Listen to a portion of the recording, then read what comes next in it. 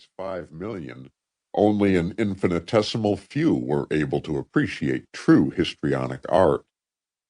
Members of the daily press were never admitted, and the only critics present at the performances were the representatives of 2 or 3 obscure journals who shared Starr's aesthetic views.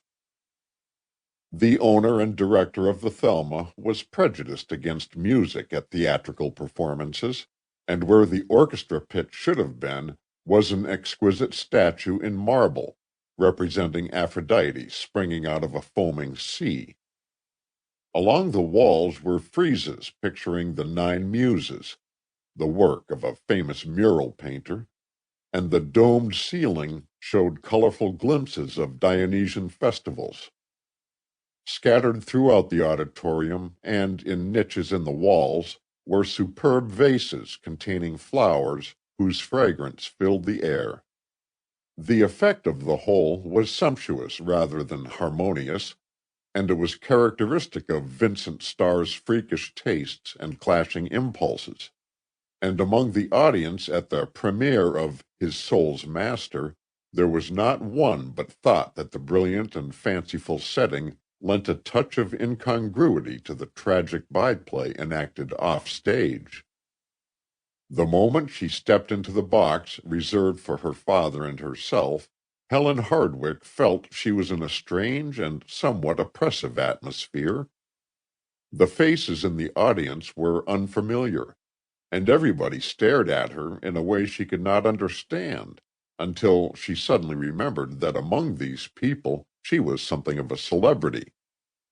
Vincent Starr, who sneered at the biggest dramatic successes of the year, had not only accepted her play for production at the Thelma, but was himself playing the principal role, and he was indulging in much self-flattery over having discovered a budding genius in the author of His Soul's Master. That explained the curious glances turned in her direction.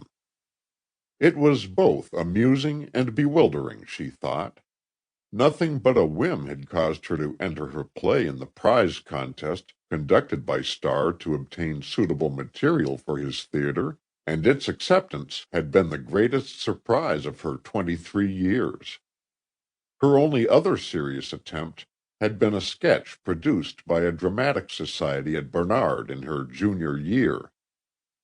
His Soul's Master had been a slightly more ambitious effort, and it had been inspired by vague emotions which she herself could hardly understand. But for all that, it was a simple, artless thing, with a theme as old as the story of the Garden of Eden. It was nothing more than an allegorical fantasy depicting the forces of evil and good struggling for possession of a man's soul. How a play of that kind could have appealed to an eccentric and highly sophisticated genius like Vincent Starr was beyond her. But the curtain had been up only a few minutes when she began to understand.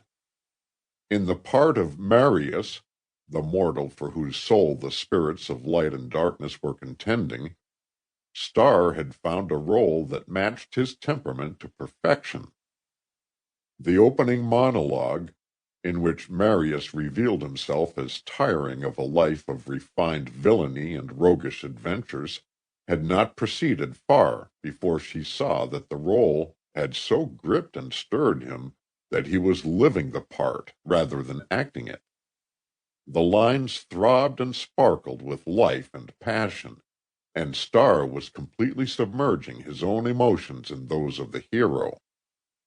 It did not take Helen long to see that it was the character of Marius, rather than the flimsy fancy woven around it, that had caused Starr to accept her play.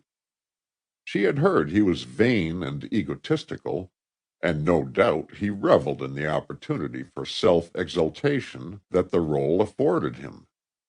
As the play went on from scene to scene, another impression began to take root in her mind. Here and there in the lines she noted an odd cynical twist, or a bit of ambiguous phrasing that she was sure had not been in the manuscript. The tempting voices and gestures of the spirits of darkness were more appealing than she had intended.